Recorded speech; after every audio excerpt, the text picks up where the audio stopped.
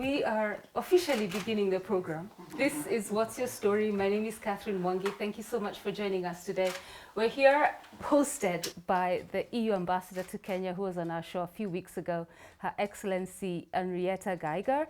And joining us, thank you first of all for just, opening up your home for us for this conversation.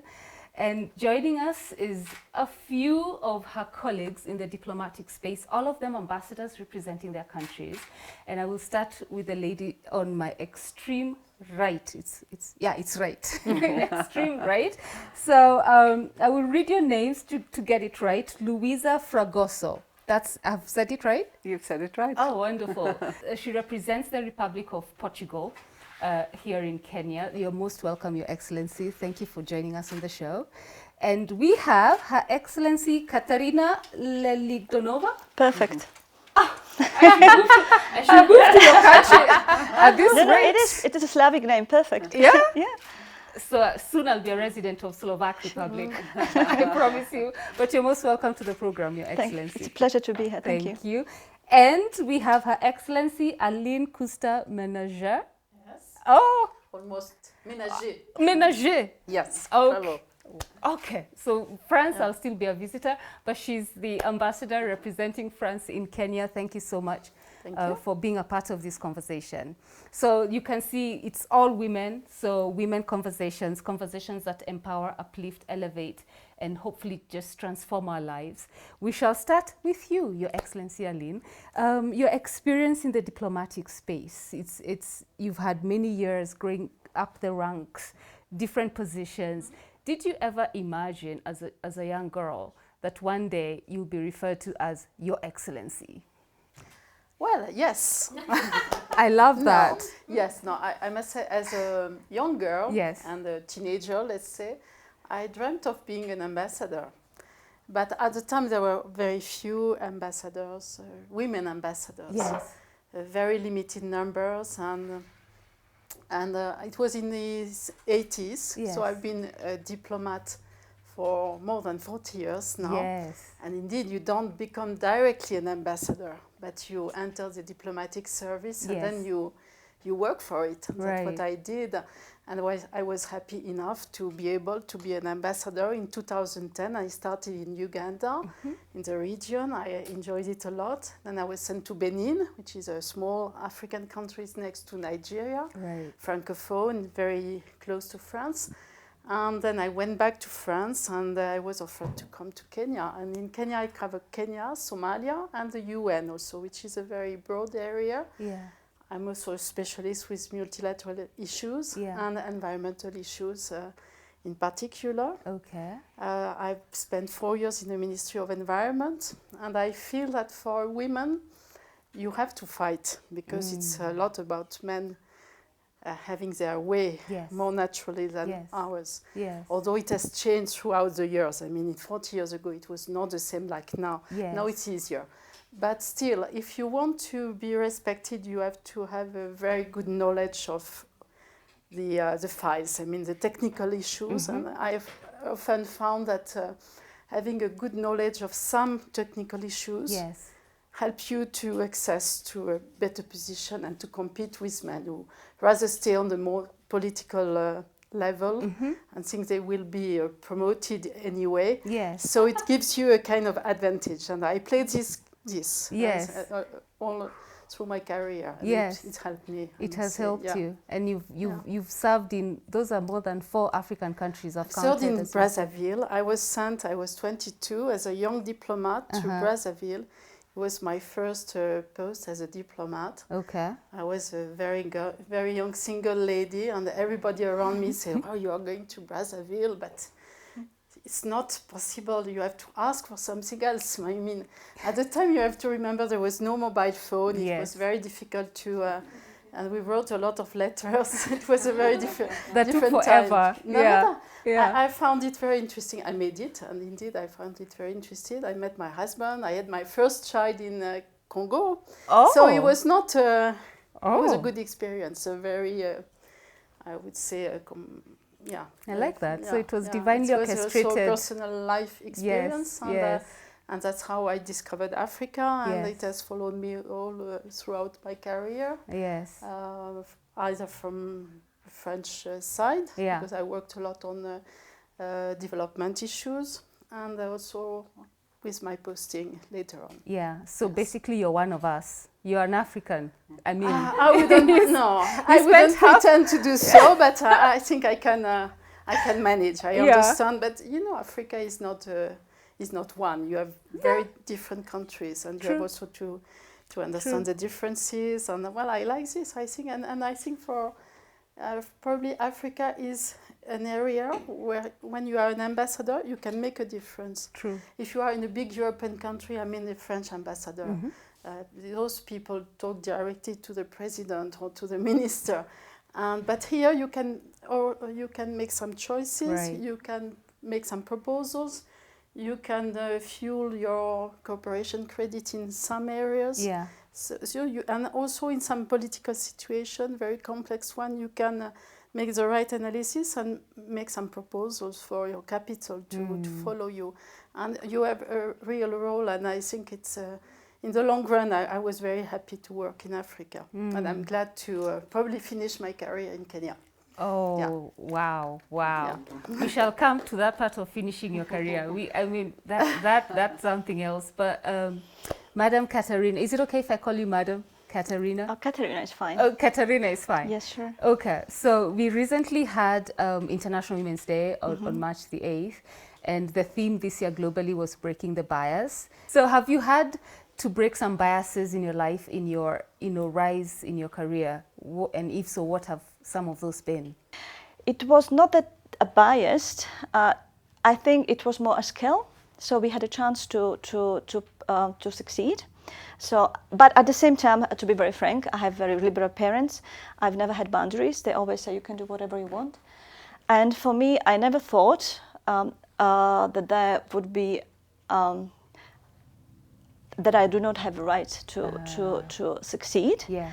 And for me, frankly, women, they compose more than 50% of the population. Right. I think it's more than natural for them to be participating in all the processes, executive and decision makings, simply because once decision influence the population, influence male and female, so both have to be present in.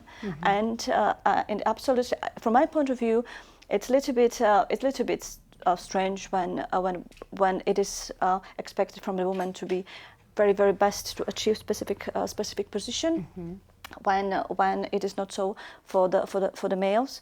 So from my point of view, to have an executive position, whichever is it, ambassador or you have your own business, or to be successful as a professor, as an intellectual, I mean, it is not a privilege, it is a right. You can do it. But frankly, I might have been a little bit lucky, yes, because of the conditions that I had. So for me, but maybe it's part of my character as well. You just have to go for whatever you want. So having liberal parents, how was that for you now? Where do you see that made sense for you now when you look back and say, wow, me growing up in this environment, with this family, raised by these parents, allowing me independent thinking, how did that contribute to the woman you are today?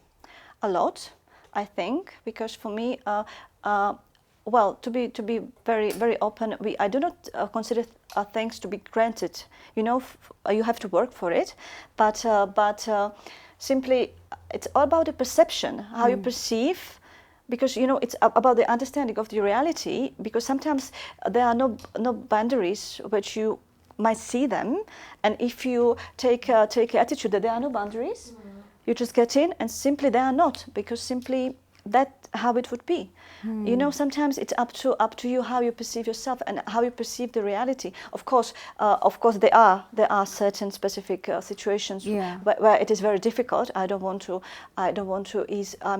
make the situation sound easier than it is. Yes. But I think it's about an attitude. It reminds me of the story you shared, Madame Henrietta, of this young boy in Germany who grew up under the prime minister's, the chancellor's rule for 16 years. Yes, and he never knew that it would be possible for a man to become chancellor. So he asked his dad. Yeah. Dad, can also man become chancellor? So for me, this was the sign that times had changed. They had, and it's beautiful to watch, because then it means our children are growing up knowing those boundaries you grew up with are not there. Like, it's non-existent. You can be anything you want to become. Madam Luisa, yes. Representing Portugal. So when did you first come to Kenya? How long have you been here? I've arrived in Kenya in 2017, very early 2017, so I'm in my 5th year now. 5th. So you and I can speak Swahili. This interview can be in Swahili, right? It would be lovely. It would be lovely, but not today. Okay. We'll do it some other day. Are there sacrifices you've had to make in your rise up the ladder to where you are now in your career? You know, I'm very appreciative of every day that we have to live and rise up and face up to the challenges. You know, sacrifices are not sacrifices. Sacrifices are indeed your commitment to the job or to people or to a task or to just being satisfied with what you have. So I think that all of us here somehow have a life behind us. I mean, the ambassador of France has just alluded to a 40-year career. I mean, I'm happy also with my 30 years now in the diplomatic world. My goodness. Somehow it just happened naturally in the sense that I studied international relations out of vocation, so there's been something of a drive going on in this process. But naturally, it doesn't work without work. I think that after a certain period of involvement with a career, you start to pick up certain processes of work that actually are natural to you. What is a sacrifice? Is it sacrifice that you leave behind a family and stay away from your parents for maybe, like now in COVID time, we stayed away for 1.5 years without any sharing of a personal relation? Well, didn't we all? Yeah. After all, we were put through these odds together, and we made it through. So, but that was always with a purpose, of course. I mean, why are you doing this? Because you have to dedicate yourself to those you are serving. Yes. Yes. So yes, sometimes it's lonely, sometimes it's challenging, but it's so rewarding. Key is rewarding, and you have 40 years in your belt to stamp that what she has said. It's rewarding. But do you get surprised? Like, no matter how prepared you are, no matter how educated you are, before you're sent on any diplomatic, like for example, your first posting. So you came obviously very prepared, but are there things that just shock you? You land here and you're like, oh my goodness, what just happened? How do I deal with this? And when that happens, who do you call? Ghostbusters. You'll all share an experience. So as she's sharing hers, you better have one lined up. But yes. No, I mean, I was a very young girl, obviously, but it was my dream. And, you know, it's a very competitive process to get there when you are a young student and you want to join the diplomatic service. I think this year we were 11 young people joining at the senior level. I mean, and there was half of girls, half boys. And I wanted to do it. I was so happy, so I was full of enthusiasm. Then you adapt, because I mean, it's really a job where you have to adapt and to understand your environment. And if you choose it, it's because you like this way of doing. And for example, my sister is working in chemistry. She's a pharmacist, but I wouldn't done this for any reason. I wouldn't have been in a shop all my life. That's the way I am. So I adapted. I found a lot of interesting people, new things. You have to be curious. You have to go to meet with other people, try to understand, try to analyze, make recommendations. That's all what I liked, and I've also been trained as a student at Sciences Po in Paris to do that. So I mean, Congo was very exotic, I can tell you, for me.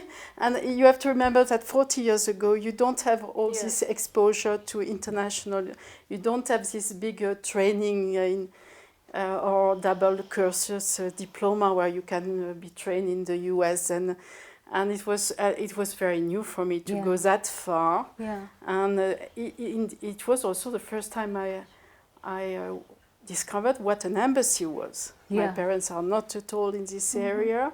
I was not prepared to that. So it was a little bit exotic also to see how this relationship in an embassy, in the diplomatic world with all its code, gets organized. And I remember, as a small story, the deputy ambassador wanted to educate me, and he said, you absolutely have to play bridge if you want to be a full diplomat. So golf? Not golf, because but bridge. And I was not that prepared to it. That was not my favorite in sports. I wanted to discover the country, but I think maybe I have to do it. And so I went to kind of lessons with a French instructor, and that's where I met my husband. So and once I had met my husband, I said, no more bridge, and I have enough of it. But you know, this is kind of experience. Yeah. Okay. I mean, that's quite funny, bridge, and you did it. I did it because I said I have to try. I mean, he says to me, I have to do it. Why not? As a curiosity, but I mean, obviously, it was not my preferred activity. Yeah. But, you were greatly rewarded. Huh? But I was greatly rewarded. So, Henrietta, when you said golf, it means you were told you have to play golf in order to, immerse yourself in this? I was told that golf helps a lot for all kinds of professions, and I was never attracted to the sport. Aline practices golf and she likes it a lot. I did once a trial lesson together with my husband, and I was surprised because it really is something very attractive. I found the concentration on one thing, which is the ball, almost like a meditation. Oh. Yes. And in a way, it takes you, it's like piano playing. You cannot think of something else whilst you're doing it. And that is the good thing about playing golf, but I never followed up. But now we have a golf club just around the corner. I might take it up. It's just the question when. Because the day only has 24 hours. And I know some colleagues of some embassies, they go, they reserve several hours and they just do it. And I haven't been able to get around to do anything like that. So even if I liked, but I have other sports and other activities, and maybe the golf comes around. I also want to learn Swahili. And my husband is studying, and the teacher sent me a message, and I thought maybe on Saturday morning or on Sunday, if I have the courage to do that. But there are so many things that, including golf at one point. I see. So that's your experience. And Katarina, what's the most shocking or mind-blowing thing that you had to, or you were told you had to do in order to just settle in any space that you were sent to? I was lucky enough to have very inspirational colleagues, and having now as well. This is one of my very positive experiences as well. But during my career going up, I did have a great experience. It was male and female both, and there were some people who were very specific, let's say, but I did not really like that very surprising or to my heart. Yeah. Well, because people are different. I'm quite open, and I call them specific, but I just let them be and do my thing. And so, but I don't recall anything that would be shocking for me. To be, well, not really shocking. Like, why don't you ask me something positive? Like, would really surprise me. Okay, you want something positive? Fine. I will come to you in a bit. So, let me hear your most mind-blowing experience? You know, actually sometimes it's even physical. My very first posting was in Cuba, and I arrived at a time when the temperatures were really extreme. So even getting out of the plane and getting just the level of humidity at almost 90%, it's something that you say like, oh, really? But then it's just a transition, you know, you out of there and you're getting into your process. But every time you change your environment, you have to adapt, you have to find your ways. You always have to build up your life again, you know, starting with your house, right? You come to an empty house and you have to imagine yourself in that space. So I can't tell you that coming to Kenya, it was not a bit of a surprise that you get in your car, you come to town and you get traffic. Okay. Right? So, but what you do? You move your office with you. If you have to go to a meeting and you know you're going to take time to get there and you won't have time to come to the office, there goes your laptop. Okay, so our traffic shocked you, huh? No, I mean, it just gives you a real sense of reality. You have to adjust your time. Got it. Just don't leave your house 5 minutes before that meeting that you're going to be saying, so sorry, I'm late for 2 hours. You know, I had to sit in traffic. Yes, you had to. Yeah. What's the surprise? Okay, I love it. I love but it. on the other side, of course, the nature is amazing, is thrilling. The people are super welcoming, and you know, there's a certain way of. I think I would look at it as being the characteristic of the Swahili culture, as being somehow a melting pot, a mix of everything that makes people being in acceptance of each other. I hear you. And that's very important. Okay, so you brought up Swahili culture again. So when we come back from the break, you and I will be in Swahili, and maybe with you as well, because you've been here for quite a while. You know Swahili? I mean, I try for 2 years now, but I'm happy. I like it. Okay. But I wouldn't say I cannot. No, we can't. I can have a full conversation in Swahili. Okay, got that. So we'll take a very short commercial break, and then we'll be back with more conversations. Do not go away. This conversation continues right after this break. The women in Kenya are extremely strong and powerful in their own way. They are strong, very strong. They just need the wings to fly. I've been inspired myself.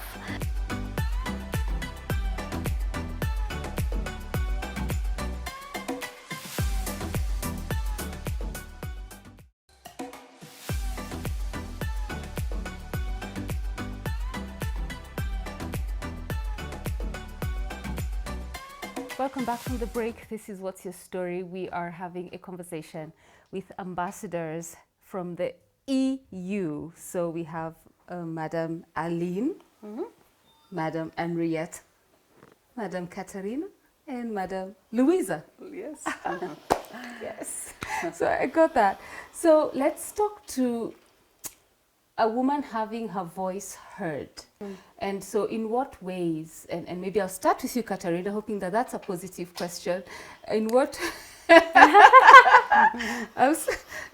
ways have you had to get your voice heard, respected, listened to, and affected?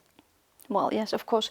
I'm coming back depending who you are working with, who are people, who is your boss, who are your colleagues, male, female, of course. Well, of course, it comes with the age and experience and position. It's simply like that. When I was a youngster, I have to explain myself 3 times. Then when I was in middle, it was twice. It was enough. But I had to. Well, I did it, of course. And now I only have to tell it once. So it depends on the position where you are, and as well the atmosphere. Of course, what depends when you are a youngster or middle, whether you have to say twice or 3 times. Of course, it depends as well who is your boss. And I strongly believe that, of course, the standards can change. It doesn't have to be like that. And the trendsetters should be males and females, both. I think it's up to them to state the conditions the way that you don't have to do that. So meaning more female bosses, I think, if they are quite of course aware of the situation around. That's the solution. It have to be based on good analysis. So it's always about your weight as well, and of course abilities. Okay, Aline, what has been your experience pushing through? No, I would say 40 years ago, obviously, an ambassadrice in French, which is a female word for ambassador, was the wife of the ambassador. So it was a model. Now an ambassadrice is a female position for an ambassador. Okay. So it makes a big change. You know, ladies, sometimes they just refrain from ambition. And men doesn't accept a lady very easily when you say, I want to be an ambassador, please, it's time to promote me. I met this once in my career. I was a young mother of 3 children in my 30s, and I wanted a promotion. And the man in front of me said, you have your children, you have a happy family. Why do you want to be ambitious like this? Then I chose this career to become an ambassador someday if I'm competent enough. So I mean, it's time for me to ask for this. The men at the same stage ask for it. Why me? Because I have 3 children and a husband. Yeah. So you had also to make your point. It has become different now, but it's not that recent. It's quite recent, I would say. And now this feminist diplomacy we have to promote women, to try to reach a level where we have parity, which is not the case. We have 1 out of 4 who is a women ambassador in our diplomatic corps. It helps because it's true also in the political world that if you don't put policies in place to promote those women who are able to do it, it will not happen. It's a question of sharing of power, and it's the most difficult thing to share. And it's true for everybody. And when it comes to women to have more space, it's about sharing power, and it's difficult to have it made. Yeah. That's pretty enlightening. If I may touch on that and ask you, Henrietta, do you think as women we cancel ourselves from pursuing our dreams because maybe we'll be deemed as too ambitious, too aggressive, and especially for we in the African setting, we've been taught to be submissive, be in the home setting. I don't know how it is in your countries, but do you think that sort of background setting, how we're raised up, when we get to ages where we desire something, but then you're like, no, I don't think I'm good enough for it. Do we cancel ourselves, you think? Yeah, I think we touched upon that. It's a generational question. If we look at our children, my 2 daughters, for example, that are young adults now, for them this wouldn't even enter their minds that there's a difference in their ambition. And if they want to pursue a certain thing, they would never think, why should I do it differently than my male friend? So for us, it was entirely different. At our women sharing event, I was relating the story when it came to choose the profession, and I wanted to become an architect. And I was told by everybody, don't become an architect because this is a male field, you stand no chance, you will not get a job. And if you get a job, you get just what is left over. So don't do it. And I don't think any girl nowadays would be getting that advice anymore. So in a matter of a few decades, things have changed a lot. And I think in our generation, there were many self-limiting women, including myself, that I chose a different career than I initially wanted. Oh. But I do think this is something of the past, except I don't know how it is here in Kenya or in Africa. And also in Europe, I think there are still cases where women are, let's say, not at the same level, especially if they don't have the same access to school. And so when there's a bias, and in our talk, we also related to the responsibility of the parents and the mothers. If you're not raising your children in an equal environment and put the same expectations and rights to boys and girls, then you're already cultivating that bias. So, but as I said, this is still happening, but much less so than in the past. Yeah. And we also talked about the voice, that in many instances, when a woman is talking forcefully, she's being called hysterical or aggressive, whilst for a man this is forceful and strong. But I would say in our ambassadors round, because we meet regularly as ambassadors, there is no difference between female and male voice. I have never seen any instance where there is a man trying to project himself or a woman feeling I cannot speak now. So I do think we have come a long way in this. And I think also the expectations of society are completely different now. And there's more expected from males in terms of gender roles, also in sharing of roles and helping. And I think we are all with our husbands here, and that's not something that was self-evident in the past. Yeah. And the main reason why there are so few ambassadors, female ambassadors, especially in the past, was the fact that nobody, the husband didn't agree for them to go. Okay. So that was a key issue, but now things have changed, thank God. Wow, Katerina, you want to contribute to that? Just little addition to what you said, because I think it is scientifically proved that if women are left out from specific jobs or specific positions, I mean the entire society is losing out. You know, you lose the progress. Simply, it's that the society cannot afford to keep women at home, because they can be skilled, they can have a same added value as any other human being. So I mean, only not very clever leader would do that, because the society have to progress. Yes. And a woman can do that as well, and certainly will do that. Yeah. Oh, I like that. So a society that's not intentionally elevating their women is not a progressive. Oh, of course, progressive of course. Society. Yeah, sure. Scientifically proven. I know. Yeah, it is. We know that in a society that empowers women, the GDP can grow by double digit. So I mean, logical. This is amazing. A society needs to use all its talent. Yes. Okay. Different one on different.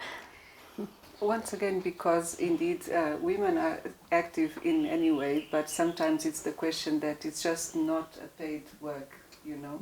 So I think that the point that Henriette is driving is that in a way staying at home is a way of having the work done without the payment. But it's recognition. And the recognition, of course. But indeed, I think that this has been addressed in the sense that, let's just speak in rough numbers, that population might just be half men and women. Yeah. And then if you are just excluding half of the world from your workforce or from your contributions, of course you are somehow losing something. And those are the numbers that surely have been accounted for.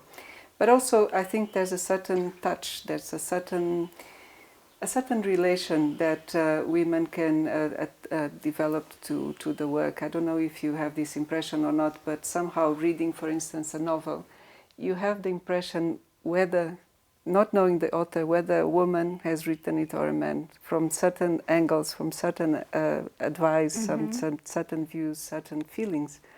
I think that can also be brought to the work life and also to the relation to workers and how you place structures in place. I'm not saying that this cannot happen with men, but there's a certain way that you feel certain touch. I think it's undefined as I want to leave it, but certainly we have now Henrietta here. Is my first experience with the EU delegation as a woman ambassador, and there's a way why we are sitting here talking about these themes, because as much as you want to celebrate Women's Day, it takes a woman to feel it. There you go. Katarina, you have more contribution? If just, you know, when you asked me what has surprised me, well, or I would say it has had a positive. I had a positive feeling when I arrived as an ambassador to Kenya. I mean, the women in Kenya are extremely strong and powerful in their own way. They are strong, very strong. They just need the wings to fly. I've been inspired myself, and of course what I do with my work and with the cooperation with Kenya and Slovak side, of course we try to support this, and through different tools, either development assistance or business or political exchanges, I really try to enhance this. And it's women especially, but young generation, very skillful and with such a great potential. So what I would just say, keep the strength in and try to wait and push through. No, not wait, but push through, and just use the potential, because I've been very, very impressed by the capabilities and the strength of the women in Kenya and in Africa generally, because of course there are specific conditions which are not the easiest, and of course what you meant by the social standards, of course, given by the family or by different regions or the tribal, you know, there are specifications. It's not easy for women always to push through, but I think every human being have the strength in itself, and sometimes you just can break, and this is what I would maybe what I'm strongly supporting in Kenya, of course, to empower women in their own way, in their own rights, how they feel comfortable to do so, because of course we are entirely different in Slovakia, of course, and however we share specific facts. But this is what I'm trying to do in Kenya as an ambassador, of course, and women empowerment. It's crucial but not for only, as we said, for the woman, but for the society as such. Humanity in general. Yes. Okay, so as we wind up, I will start with you. It's an election year here in Kenya, and we have women. You know, very young women, you know, in their 20s. It doesn't matter the age, but it's been very inspiring for me to just see women in their 20s, you know, running for different seats. And you have experience in this field. What would your words be to them, whether they win or not? You know, so assuming they win, because some will, you know. I mean, ambassadors are not politicians.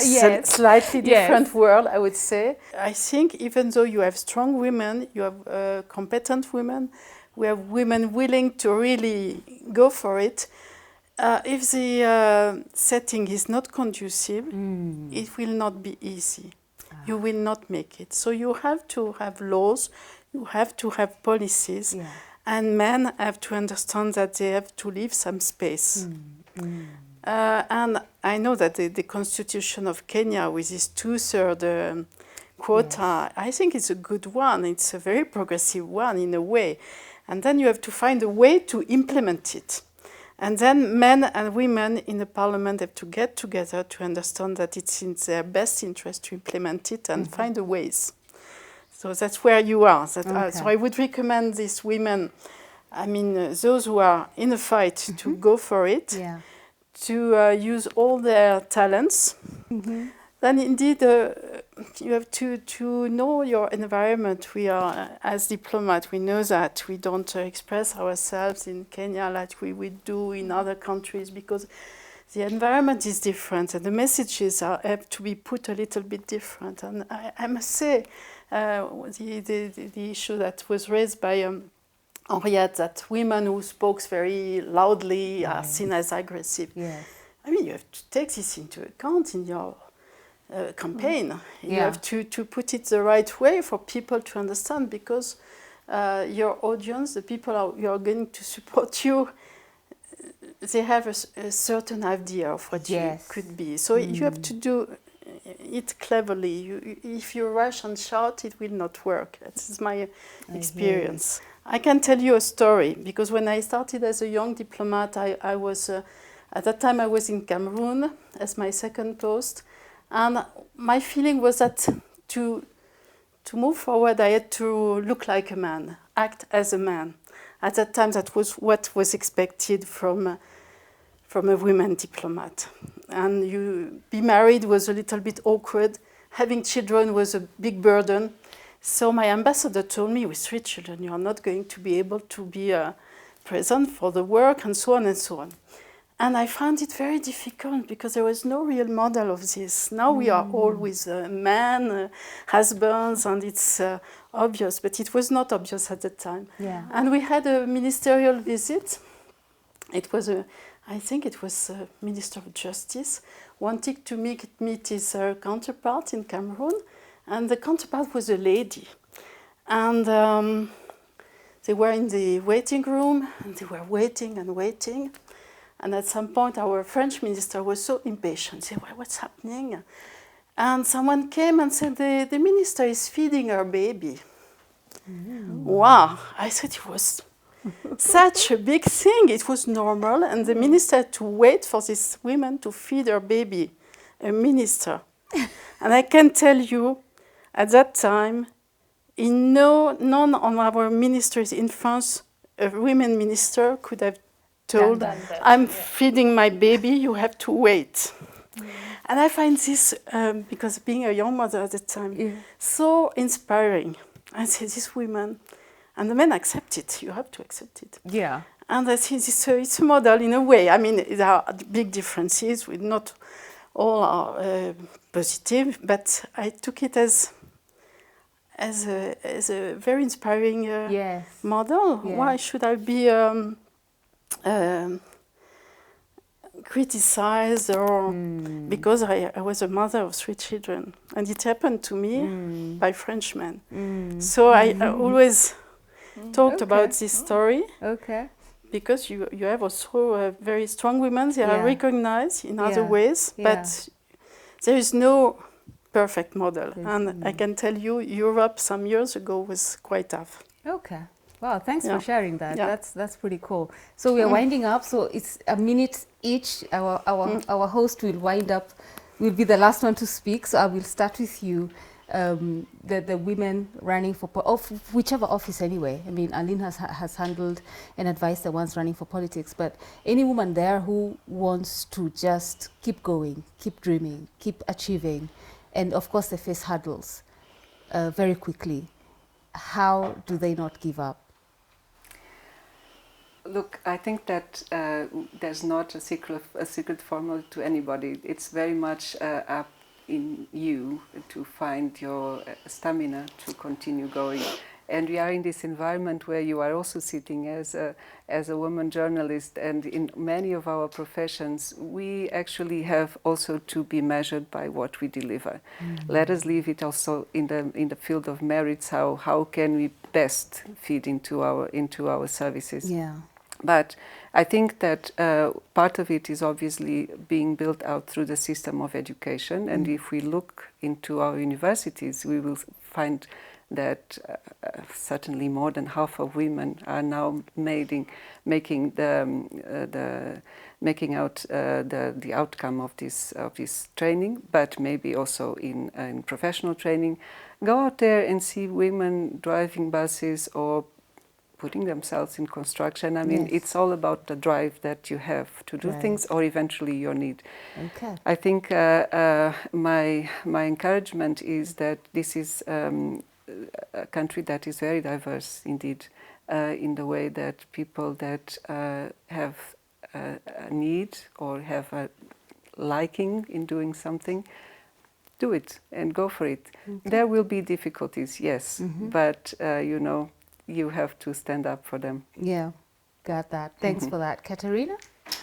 From my own experience, and I think as well, naturally surround yourself with the people, with the support team. If you would like to achieve something, of course, go for it. And especially if you like it, it's a great luxury to go for a goal because it's just enjoyment. But surround yourself with the people who will support you and who will help you to achieve the goal. Choose wisely and properly, and it doesn't have to be a club with a cigar and whiskey. But of course, it's the phenomenon that works. Yeah. So this is what I would do. This is all I say. Surround yourself with the people who can help you and achieve that. Okay, I like that. At least very, very different. I love it. Very much like Katarina, I would say sisterhood. Sisterhood has helped me so much throughout. Be inspired. Let yours be an inspiration and be inspired. And the help I got from friends and colleagues, females, is just amazing. So I think that sense of sisterhood can help you through tough times. And even when we spoke to the female politicians here, we saw they have so much in common. They are from different camps. They're struggling with the same issues. And in a sense, it doesn't matter which field you're in, what age you have, which country you're in. We have so much more in common. And for me, this was what helped me tremendously. So I'm sure that for the women in Kenya, the sisterhood is a very, very important empowerment tool. I love that. I absolutely love it. Well, Your Excellencies, thank you so much for sharing from your personal experience and just encouraging the women watching and also the men. I love that we did not leave them out. And one thing that I've gleaned from this is it's not handed to you, it's on merit. Get the skills that we need and then you push your way through and don't give up. At least in summary for me, that's what I've heard. You know, but I thank you so much for making the time to come. That's all the time we had for this conversation today. And thank you for hosting us as well. Anytime, you're welcome. Thank you so much. And to you watching, thank you for making the time. Our handles remain the same on KTN Home, Facebook, Instagram, and Twitter. Until next week, be well, stay safe, and God bless you. Karibuni Tamarind Tree Hotel. My name is John Musau. I'm the general manager of the hotel. Thursday, we have a band. Thursday is our new Friday. We have the Latapasa band to entertain you from 5 p.m. till 11 p.m. You will enjoy it as you're enjoying your food.